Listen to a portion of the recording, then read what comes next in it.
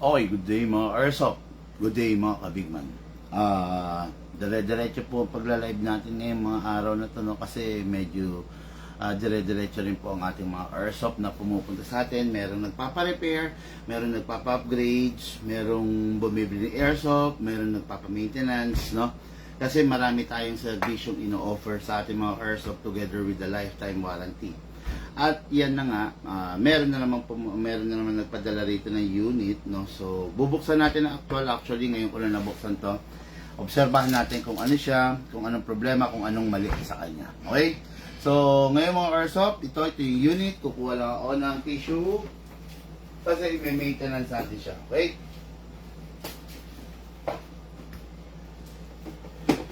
Ito mga Airsoft, no? So ito yung mahiwagang mating natin, no? Ayan, meron pang laman kasi nag-maintenance tayo kanina.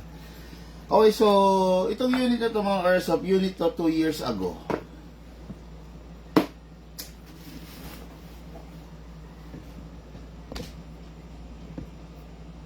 Okay. Unit to, konti pa. Okay. Unit to 2 years ago ng ating ka-Airsoft. Okay, so taga San Jose del Monte, Bulacan sa Tungkok, Mangga. Oh, ito. Kabok, dumi. Okay, so this is a 2011 SRC. Okay, as you can see, ayan kabilin-bilinan ko, wag magi-stack ng bala sa unit. Kaya lang ito, sad to say, meron naka-stack na bala, no? Ayan, kabilin-bilinan ko lang yan, ha. Ngayon, ang naging problema nito is leak. Since nandito na, in-encourage ko rin yung bossing natin na ipo-full maintenance na natin itong unit niya. Okay? Kaya pinadala na rin niya, no? So, check muna natin, syempre. Grabe, ang lakas. So, nakahanda yung ating mahiwagang baso. Kaya lang, sa tipo nito, parang ang lakas sobra. Anyway, buksan na lang natin, no? Ayan, buksan ito. Pag high kappa ang magazine ninyo, ganitong itsura nun, no? Pag high kappa, ganitong itsura, mataba, malaki, makapal, kumbaga, yun, no? Mabigat, yan ang mga high kappa magazine, no? Ito, dalawa yung butas dito yung inlet bulb, ito yung isa, susundutin nyo. Okay, sundutin niyo para ma-push nyo to. Ito yung lock nito. Ito yung lock nitong base plate. Okay? Sundutin niyo, then push. Ayun, oh. Dalawang sundot yan. Isa pa, then push. Ayan. Tapos, dahan-dahan kayo kasi ito, meron part dito na pwedeng tumalsik. Ito. Ayan. Pwedeng tumalsik yan kung sakaling nabigla nyo siya, no? So, grabing lakas ng leak nito, ha? Hindi ko lang alam ba't nagkaganito. Malamang ko, punit ng o-ring. Okay, nagmumula siya rito sa gilid, no? Okay, pag kasi nalalaglag, possible magkaroon ng leak. Pero hindi ganitong kalakas na leak gaya ng narinig nyo ngayon. Okay? So, I suspect there is something wrong with this unit. No? Hindi ganito, never magkakaroon ng leak na ganito kalakas kung sakali lang na yung unit ninyo is na i-maintain nyo naman ng proper oil, no? Masyadong malakas yung leak na yon. Open natin.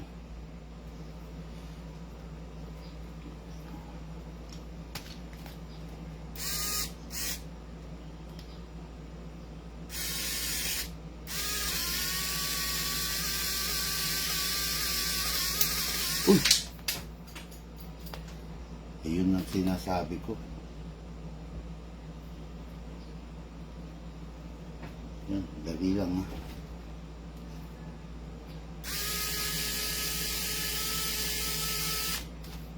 Hindi mahaba kasi itong tornilyo na to, eh.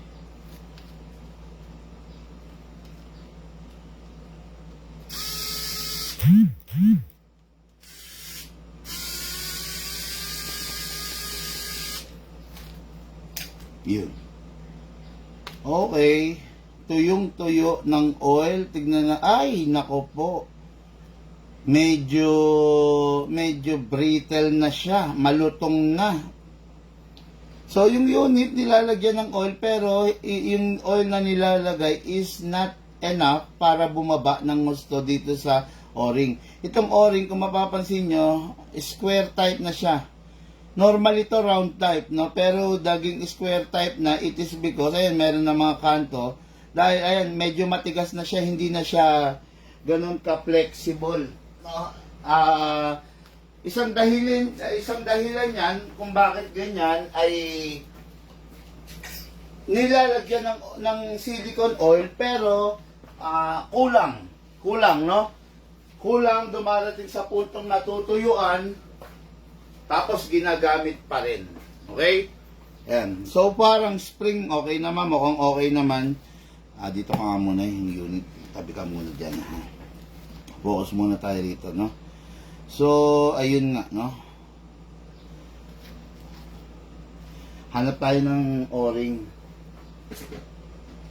Ang daming nasisiraan ngayon, no? Ang daming nasisiraan ngayon na mga airsoft, ng mga airsoft. It is because yung iba medyo tinatamad na kasi na i-maintain, no, yung unit nila. Kailangan kasi sukat na sukat to eh. Okay? Yung iba tinotek for granted yung paglalagay ng silicone oil. Okay? Yung iba naman hindi proper yung pagsisilicone oil, hindi lapat. Ano pa tayo? No? Kaya nagiging ang daming problema ngayon, no? Regarding sa ayun nga sa airsoft nila. Kasi, kakaproblema sila sa oil. Ito naman sobrang taba. Tignan natin kung uubrat mo. Ha? Sobrang taba. Pero maliit yung diameter. Okay? Gusto ko mang gamitin to kaya lang antigas na niya. Hindi na siya ganun ka ganda yung rubber. Ito ang ganda. Ito yung ganito yung o-ring dapat. Yan, ganyan. No? So, tignan natin. Huwag niyong pabayaan, no? Katulad nito, mukha namang may oil yung paligid, kaya lang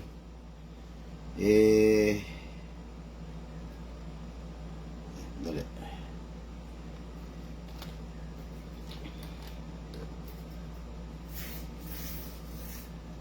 Yan. Tingnan natin. Sana umubra, no? Medyo maliit yung o-ring eh. Pero ang importante naman ma-seal niya eh. Okay? Okay. Yan. Then, nilagyan natin ng silicone oil, yung low viscosity. Lagyan natin ng silicone oil na high viscosity, yung malapot. Ito. High viscosity itong silicone oil na to na pang airsoft. Hindi siya advisable na pang lubricate. Okay? Kasi masyadong malapot to. Ang pinakasilbi nito is sa mga internals. Pero pag sa mga o-ring na nasa labas, tulad ng mga valve, hindi to advisable kasi malapot to. Magkano yun? 610. Oh. Diyan na lang. Okay, lagay natin dito. Saan yan mo? Grabe yung hardware dito sa amin. Big Manabi siya. Sino ba? Santos. Yan, grabe yung ano rito sa amin mga airsoft, no? Yung hardware dito sa amin. Palibasa kasi medyo matumal ang negosyo. Okay, ipinipilit nilang ibigay sa mga customer yung mga item na hindi naman ni-request ng customer. Nakita mo na? Yan. Okay, ngayon balik natin to. Yan. Dapat si Lucas nang naka-assign dito sa pagre-repair ng mga ganito Kaya lang wala siya kanina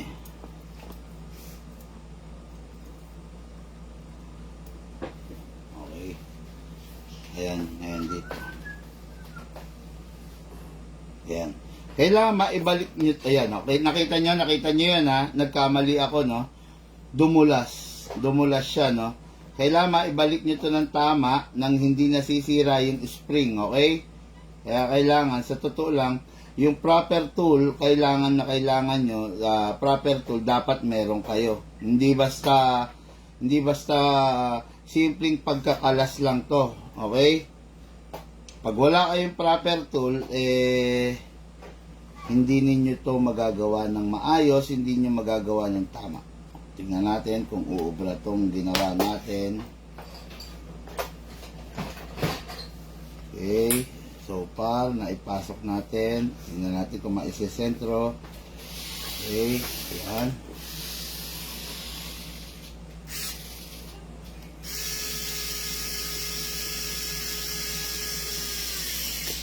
Ayan. Yung iba, ayaw mag-repair ng live on camera.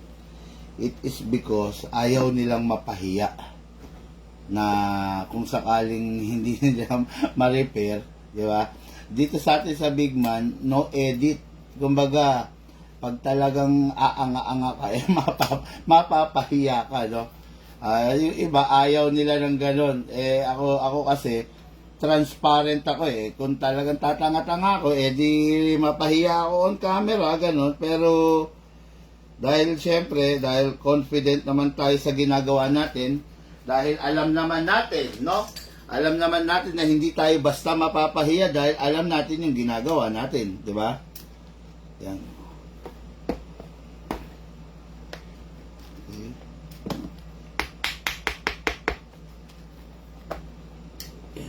Okay. Yan. Sa iba, okay na yan. Pero sa atin, kailangan hindi okay. Hindi basta okay lang, kailangan okay na okay kasi ina-align natin yan, no? Syempre doon tayo magaling sa tuning di ba? Yan. Sa iba okay na yon, hindi na nila i-align yan, pero sa atin i-align natin yan. Okay, so tingnan natin. Dapat pala hindi ko muna kinabit yung base pad para makita natin kung may leak. Pero okay na, nakakabit na Lagay na lang natin. Okay. Ayan, mga Airsoft, 2 taong unit. Yan, nagkaroon ng leak. Ayan, makikita nyo. Napapansin nyo? Ayan meron pa rin kanina, di ba? Okay, tignan natin obserbahan natin. Okay, wala na. Kabila. Wala na. Ano yun natin? Alisin natin. Then, sandali Look, basahan nga muna.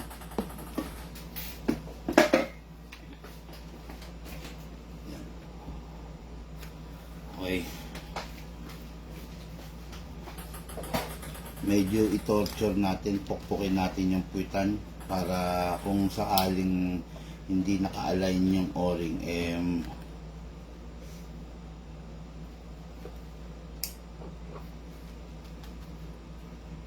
ito yung ingatan ninyo tumatalsik to, itong part na to. Okay.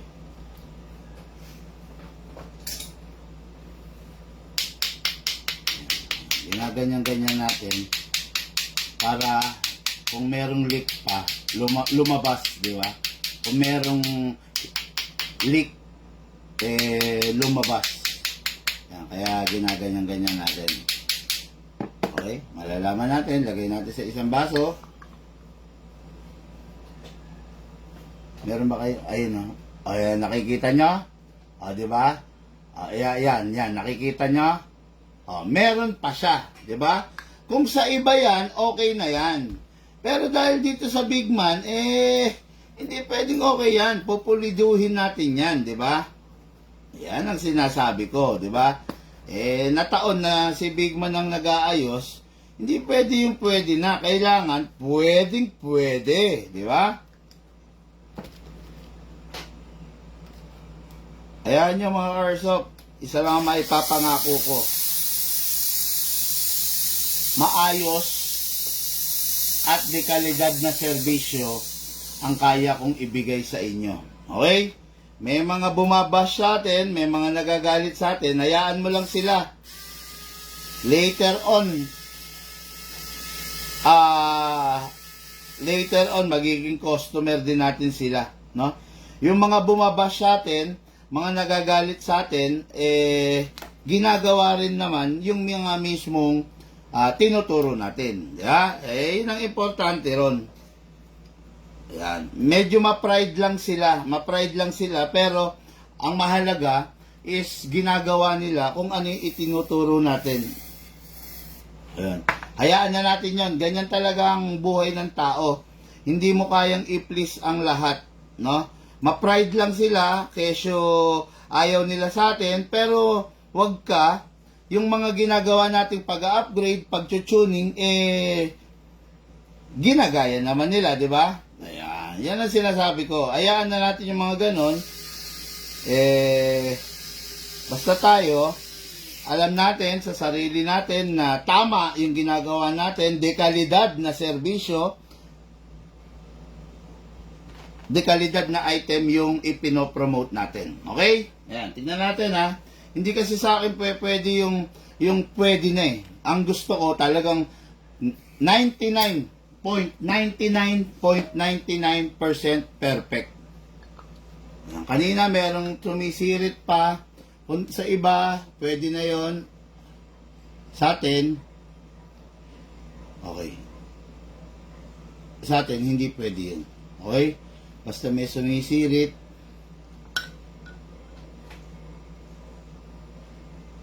Okay. Yun, wala na. Wala na. Oops.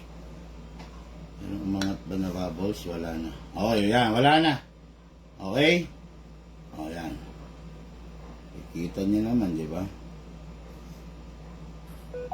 Ay, yun. Meron.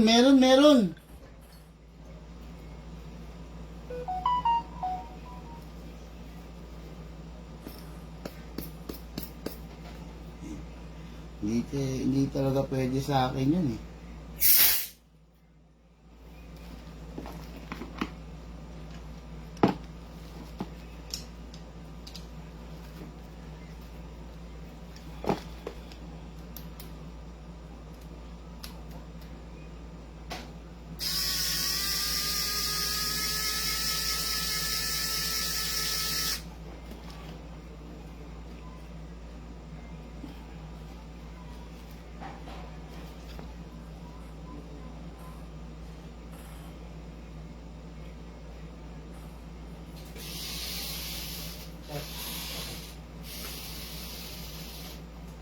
Nakalimutan na po ba kayo? Ano yun? Kunin ko na sa kariton tali ko. Sige. Okay lang. Ano lang. Hindi na ako tadaan mamaya. Pagka doon, mga airsoft, ayan, nilalapat lang natin yung o-ring, ha? Baka hindi lang natin na ilapat ng gusto or hindi natin napansin, baka may dumi, alisin na rin natin. Alisin na muna natin ulit para malay mo may dumi, no? Kasi yung konting dumi, siya yung siya yung magiging foreign element doon sa pwesto. Kaya possible.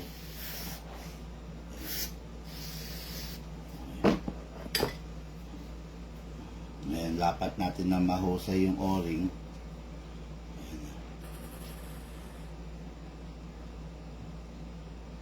Yan. Alam nyo, sa totoo lang, hindi ko dapat tinuturo to.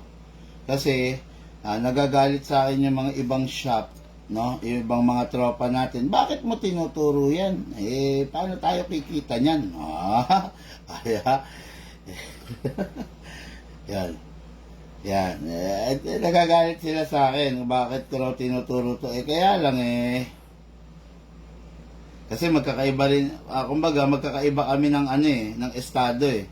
Yung iba talagang hapit na hapit kumita, ultimo customer, gustong pagkakitaan, di ba? Ako naman, ang gusto ko lang is to promote an airsoft, ang hobby na napakaganda, di ba? Ayan. Yan. Kita natin gusto. Okay. Gamit na tayo ng mas mahaba.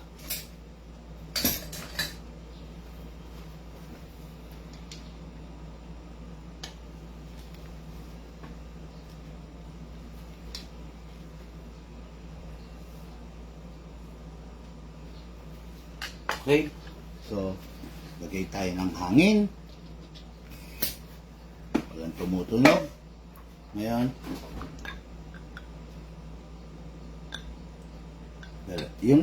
yung bubbles na yan, maaring yung bubbles na natira rito, ha? Kaya huwag kayo ayan. Oops. Okay, dito sa side ko, wala na. Sa side ninyo, pakitingin nga kung meron. Wala. Sa side ko, okay, wala na. Okay, yan. Yan ang sinasabi ko, di ba? Hindi natin titigilan hanggat meron. Dekalidad na serbisyo, dekalidad na item. O, ayan. Lagay na natin to. Okay, sundot. Para, okay, yan. So, okay na. Yung 2-year-old na unit, nagawa na. Yung 2-year-old na unit na ayos na. Yung 2-year-old na unit, magagamit na ulit. Okay? Pero, dadako tayo sa ating preventive maintenance services. Sa PMS. No? Look, patapon nga to. Bukod tangi, tayo lang naman ang meron ng PMS na ganito eh. No? Na libre, na isinasagawa. Tayo lang ang meron ganito para sa ating mga customer. Ayan, katulad niyan. This is a 2011 MK3 unit slotted edition. Okay, no? Matagal na to. Pero aray ko po.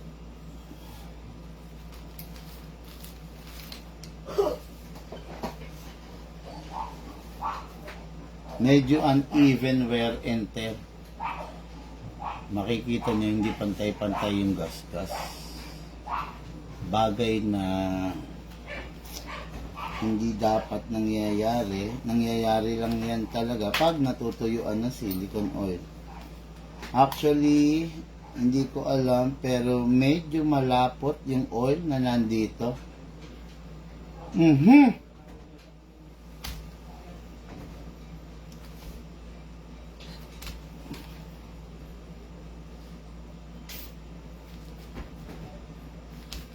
Parang hindi tama yung oil na ginagamit dito. Hindi yung nirecommend ko na oil. Malapot yung oil na nandito sa loob na ginamit. So, okay lang yun kasi kahit ano naman sabihin natin, minsan hindi natin talaga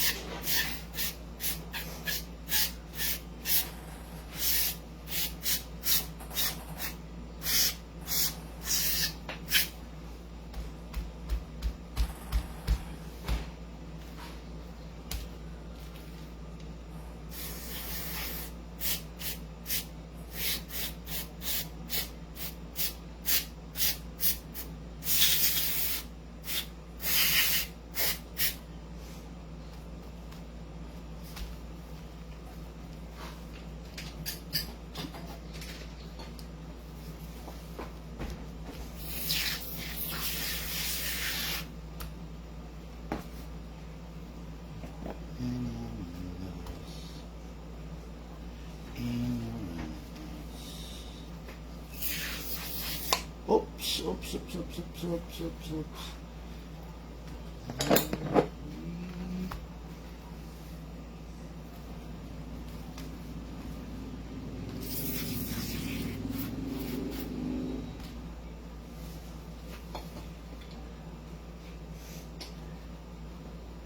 Yung pambuga.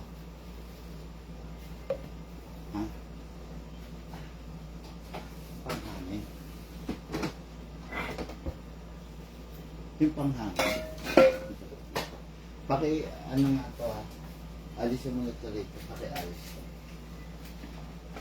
Okay.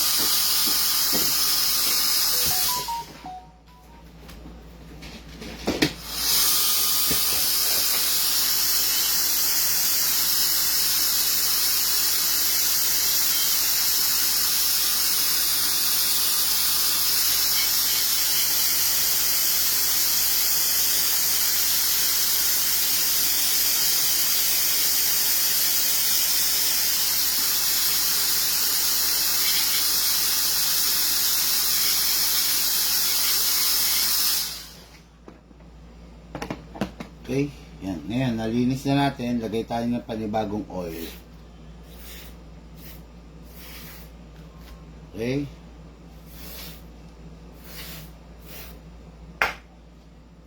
Balik natin.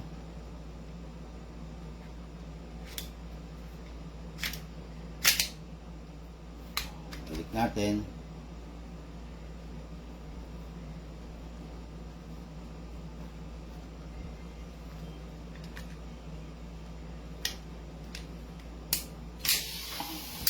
Okay. Ilan ito isa lang. Yung isa lang. Bakit? Yung isang, Lahat na. Lahat. pati yung ano. Nandiyan na ba yung collector? Oo. Kumuha ka mo ng isang itim dun. Tama mo. Yung puti. Hindi na. Huwag na. Kumuha ng isang itim dun. Huwag mo muna i-take. Kumuha ka muna ng isang itim.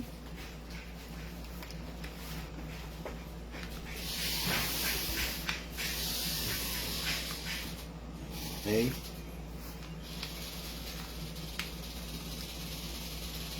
Ayan na. Ayan na. Okay na. Mukha na ulit bagong ganda-ganda na ulit na hindi katulad kanina. Ngayon, siyempre, testingin natin live on camera. Okay? Lagyan natin ng gas. Okay, pasok.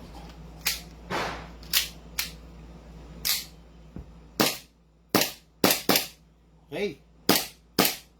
Grabe, ang lakas. Balik alindog.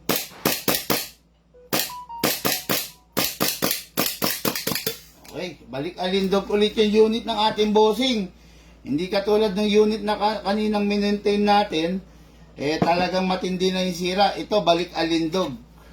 Napakaganda ulit ng performance, napakaganda ulit pumutok. Maganda, maayos. Mag-enjoy ulit yung bossing natin. Nagpalit lang tayo ng o-ring, no? So, yung o-ring na yon is special o-ring yon. Main o-ring kung tawagin natin. Okay, unit ating ka-airsoft. Taga San Jose del Monte, Bulacan, Tungko. Napakaganda. 2-year-old unit to mga ka-airsoft, no? This is a 2-year-old unit. Matagal na stock. Pag gamit niya, meron ng singaw. Matindi yung singaw, no? Matindi yung nangyari singaw. Pero ngayon, okay na. Back to alindog na ulit. Napakaganda ng unit. Part of the lifetime service warranty. Lifetime warranty pala, no? So, yun lang, resulta ng misuse. Yung o-ring, we will negotiate with the customer regarding on that. Okay, napakaganda ng unit para sa ating ka-airsoft.